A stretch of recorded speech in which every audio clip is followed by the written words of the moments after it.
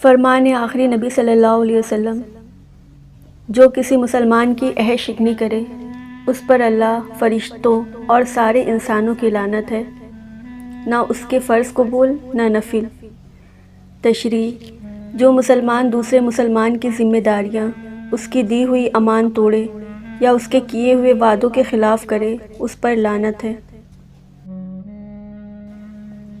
فرمان مصطفیٰ صلی اللہ علیہ وسلم، بندہ کبھی بے سوچے سمجھے ایسی بات کہہ جاتا ہے کہ اس کے سبب جہنم میں مشرق و مغرب کے مابین فاصلے سے بھی زیادہ دور جا پڑتا ہے۔ جھوٹا مذاق: لوگوں کو ہنسانے کے لیے جھوٹ بولنے والا جہنم کی اتنی گہرائی میں گرتا ہے جو آسمان زمین کے درمیان فاصلے سے زیادہ ہے۔ من گڑھت: جب تک تمہیں علم نہ ہو میری طرف سے حدیث بیان کرنے سے بچو۔ جس نے جان بوجھ کر میری طرف جھوٹ منسوب کیا اسے چاہیے کہ وہ اپنا ٹھکانہ جہنم میں بنا لے۔ سوشل میڈیا کے ذریعے بغیر حوالے کے کوئی بھی حدیث آگے نہ بھیجیں جب تک کسی صحیح مفتی صاحب یا کسی عالم دین سے تصدیق نہ کروا لیں۔ سوشل میڈیا کا غلط استعمال نامہ اعمال کو گناہوں سے فل کر دیتا ہے۔ موبائل فون پاکیزہ رکھیے، کوئی نہیں جانتا کہ کب اس کی آنکھ ہمیشہ کے لیے بند ہو جائے، پھر یہ موبائل یا تو اس کے لیے ثواب کا باعث ہوگا یا پھر جاری رہنے والا گناہ۔ اس لیے موبائل کی میموری ہمیشہ اچھی باتوں سے پر رکھیں، اسے کبھی گناہ سے آلود نہ ہونے دیں۔ دل گناہ کرنا بھول جائے۔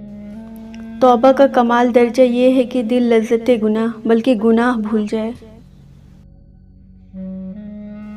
حضرت ام خلاد رضی اللہ عنہا کا بیٹا جنگ میں شہید ہو گیا۔ آپ ان کے بارے میں معلومات حاصل کرنے کے لیے چہرے پر نقاب ڈالے باپردہ بارگاہ ریاست صلی اللہ علیہ وسلم میں حاضر ہوئیں۔ اس پر کسی نے حیرت سے کہا، اس وقت بھی آپ نے منہ پر نقاب ڈال رکھا ہے؟ آپ نے جواب دیا، میں نے بیٹا ضرور کھویا ہے لیکن حیا ہرگز نہیں کھوئی۔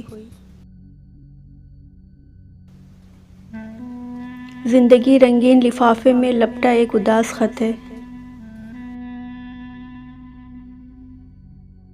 سجدہ کرتے وقت یہ سوچا کرو کہ ہم سے بڑا گنہگار کوئی نہیں اور اللہ سے بڑا مہربان کوئی نہیں۔ تم سجدوں کو نہیں چنتے، تمہیں سجدوں کے لیے چن لیا جاتا ہے۔